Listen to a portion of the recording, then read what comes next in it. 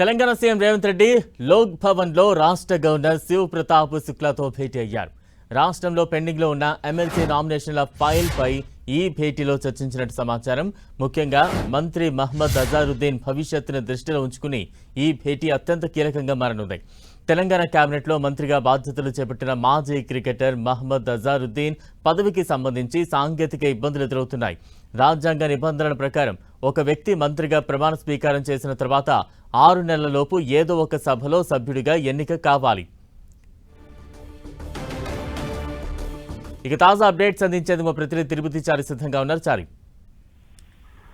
బలరాం, తెలంగాణలో ఇప్పుడు మహమ్మద్ అజారుద్దీన్ సంబంధించిన అంశం చర్చనీయాంశంగా మారింది. అయితే ఈ నిరాకరణకు అజారుద్దీన్ మంత్రి పదవికి సంబంధించి పోయే ప్రమాదం ఉంది.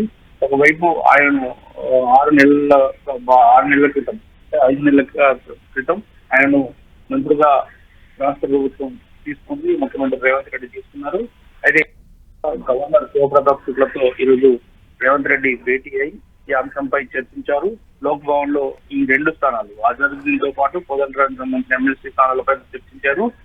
వీటికి సంబంధించి ఆమోదం తెలుపవలసిందిగా గవర్నర్ ని కోరినట్టుగా తెలుస్తుంది. అయితే గవర్నర్ ఎలాంటి నిర్ణయం తీసుకుంటారు అనేది ఇప్పుడు ఆసక్తికరంగా మారింది. ఇది ఇలా ఉంటే ఇంకా ముఖ్యమంత్రితో పాటు మంత్రి శ్రీధర్ బాబు, ఎంపీ వేము నరేందర్ రెడ్డి కూడా హాజరయ్యారు. ఈ సందర్భంగా విద్యారంగానికి సంబంధించిన వివిధ అంశాల పైన చర్చించినట్టుగా తెలుస్తుంది. విద్యా సంస్థల్లో మాదక ద్రవ్యాల నియంత్రణ అవగాహన కల్పించాలని గవర్నర్ కు సీఎం సూచించారు. ఇందుకు సంబంధించిన విద్యార్థులతో ప్రమాణం చేసేలా చర్యలు తీసుకోవాలన్న గవర్నర్.